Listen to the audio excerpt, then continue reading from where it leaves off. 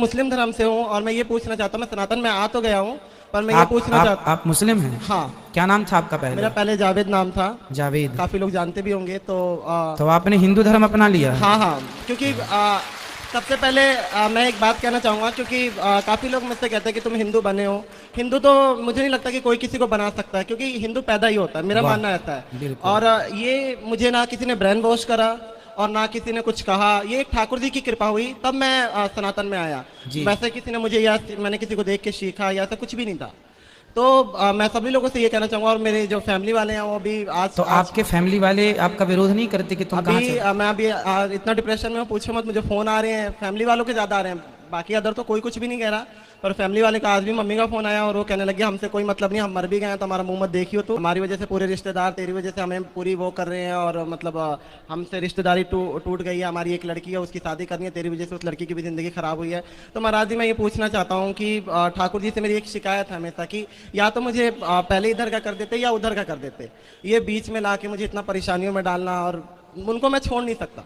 मैं साथ छोड़ सकता हूँ, मैं ठाकुर जी को नहीं छोड़ सकता। किन को नहीं छोड़ सकते आप? मैं ठाकुर जी को नहीं छोड़ सकता, भगवान जी को नहीं छोड़ सकते? नहीं छोड़ सकता सर। फिर आप सही रास्ते पर हैं।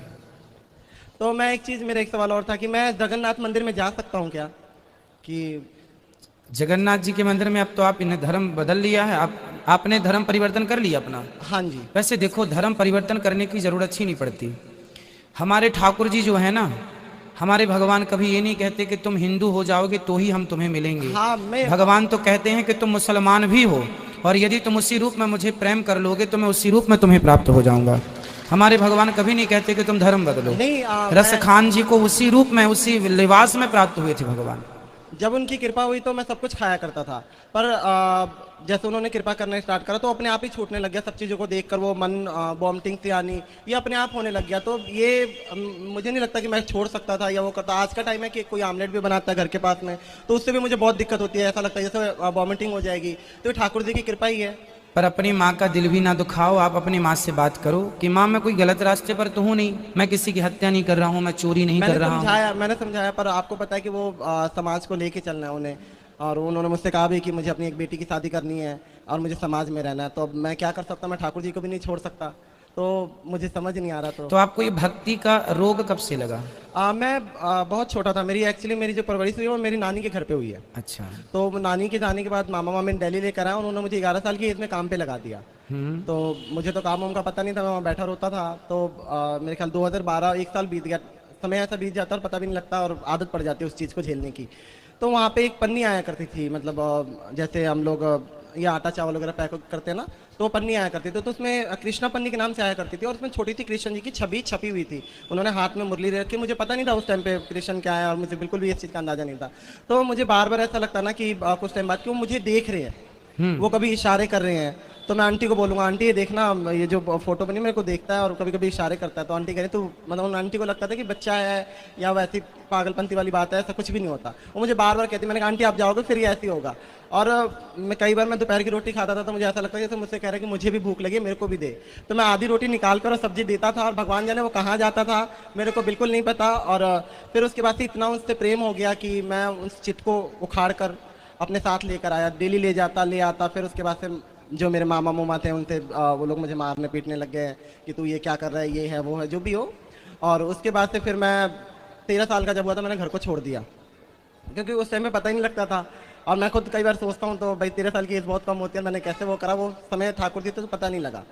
तो मुझे लगता है कि ठाकुर जी की कृपा है, और ये वहीं से हुई है। किसी ने ना मुझे सिखाया, ना मैं जिस फैमिली में काम करता था वहाँ भी ऐसे नहीं कह सकते कि वहाँ पे बहुत ज़्यादा भक्ति थी, वहाँ पे नॉर्मल भक्ति थी।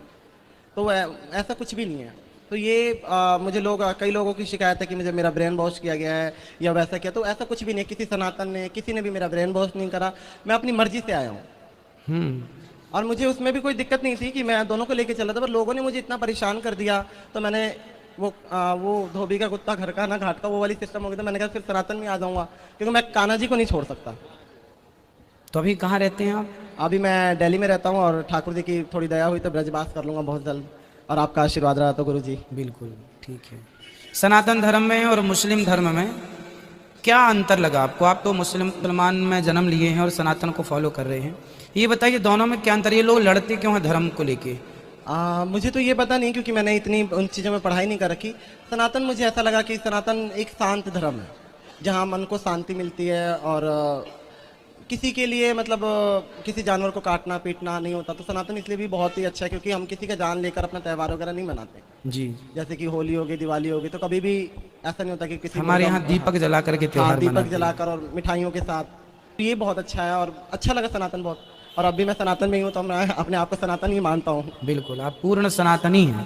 इस धरती पे प्रत्येक जीव सनातनी ही है मेरे भाई। रास्ता भटक गए हैं लोग, बस ये समझो, रास्ता भटक गए हैं लोग। किसी धर्म में किसी की हत्या करना जायज नहीं है। आपको क्या लगता है, किसी की हत्या करना सही है?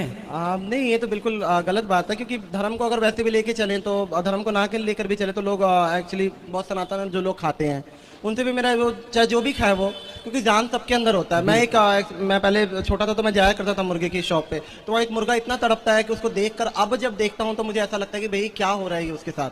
वो इतना तड़पता, अगर कोई जाके उसको करता हुआ देख लेना, मैं लोगों को कहता हूँ कि छोड़ दो, तो लोग कहते हैं कि हम थोड़ी ना काट रहे हो, तो वो काट रहा है। तो सर गुरुजी मैं चाहूंगा इसके ऊपर भी कुछ आप बताएं कि जो लोग ये कहते हैं हम नहीं काट रहे हैं वो काट रहे हैं, हम जान नहीं ले रहे। भाई पर आपके कारण ही तो वो मर रहा है। हाँ, मैं भी आप नहीं ग्राहक बन करना चाहते तो उसकी हत्या ना होती। तो मेन जिम्मेदार हत्यारे तो वो ही हैं जो ग्राहक बन के गए हैं, और गुरुजी असली हत्यारे वो हैं। मेरा एक सवाल और भी है कि बहुत हमारे सनातन लोग हैं जो इन लोगों को किराए पे दे देते हैं, जो मुर्गा मर्गा काटते हैं, जो भी धर्म से मुझे नहीं पता, पर उनके लिए भी कुछ आप मतलब उनको इस चीज़ का पाप लगेगा नहीं लगेगा? बिल्कुल, पाप तो देखो किसी की, हमारी सनातन धर्म में तो लिखा है अहिंसा ही परमो धर्मा। हमारे यहाँ तो चींटी को भी आटा डाला जाता है, कुत्ते को रोटी, गाय को रोटी निकाली जाती है। जीव मात्र की रक्षा करना, जीव मात्र की सेवा करना। हमारे यहाँ एक राजा हुए हैं जिनका नाम है राजा शिवी, जिन्होंने एक पक्षी के लिए अपने शरीर का बलिदान दे दिया था, काट करके दे दिया था। एक पक्षी की रक्षा के लिए उनकी गोद में एक पक्षी उड़ के आ गया, तो जिसने पकड़ा था उसने कहा ले दो हमें, हम इसको खाएंगे। अब राजा ने कहा मेरी शरण में आ गया, मैं नहीं दे सकता। तो ये वो धर्म है सनातन धर्म, जहाँ एक पक्षी की रक्षा के लिए एक बहुत बड़ा राजा अपने आप का बलिदान देता है। अंत में भगवान प्रसन्न हो गए कि धन्य हो राजा, आपके अंदर जितनी दया है, इस दया से हम स्वयं बिक गए आपसे। और महाराज जी एक सवाल मेरा और भी है कि बहुत सारे डाउट है कि मैं संकीर्तन करता हूँ। एक्चुअली क्या करते हैं? मैं संकीर्तन ही करता हूँ। क्या गाते हैं आप? मैं कृष्ण संध्या। तो मैं ये पूछना चाहता हूँ कि जो भी मेरे से लोग कराते हैं, अब क्योंकि इस तरीके की बातें चल गई कि ये संकीर्तन करेगा तो हमें इसका पुण्य नहीं लगेगा, तो मैं ये पूछना चाहता हूँ कि अगर मेरे करने से किसी को पुण्य नहीं लगता तो भाई मैं नहीं करूँगा। नहीं, आपका जो पुण्य है वो आपके पास है। आप जो भी पुण्य करेंगे, आप जो भी पुण्य करेंगे, जो भी अच्छा कार्य करेंगे, उसका फल आपको निश्चित मिलेगा, उसका कहीं नहीं गया। मैं अच्छा करूंगा मुझे मिलेगा, ये अच्छा नहीं, करेंगे। महाराज जी मैं ये पूछना चाह रहा हूँ कि जो मेरे से करवाते हैं उन लोगों को, अब जैसे वृंदावन में बहुत सारे मंदिर हैं, हाँ, उन मंदिरों में कीर्तन के लिए लोग बुलाते हैं कि आप आके 2 घंटे कीर्तन करो, आप भी करो, तो आप कीर्तन कर सकते हैं। वो तो वहाँ की नियमावली है, कीर्तन करना है, कर सकते हैं, कोई दिक्कत नहीं है। आप अपनी माँ को, अपने पिताजी को समझाइएगा कि वो परेशान ना हो, आप सही जगह हैं। सनातन धर्म मीन्स आप खुद कह रहे हैं कि शांति का अनुभव है। पूरी दुनिया आज नहीं कल इसी शांति की ओर बढ़ेगी जिस शांति की ओर आप आज बढ़ गए हैं। ठीक है, और कोई सवाल आपका? नहीं गुरुजी, मैं एक छोटा सा भजन आपके दरबार के लिए गाना हाँ हाँ, गाइए।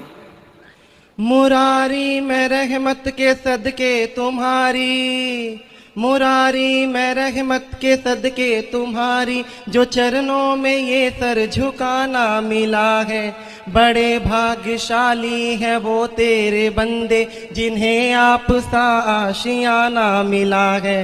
महाराज जी मैं कहना चाहूँगा कि जितने भी लोग हैं वो बड़े भाग्यशाली हैं जो इस कथा पंडाल में बैठे हैं, और हर सवाल का मुझे आज लगा कि कुछ जवाब मुझे मिला जो मैं खुद तलाश रहा था।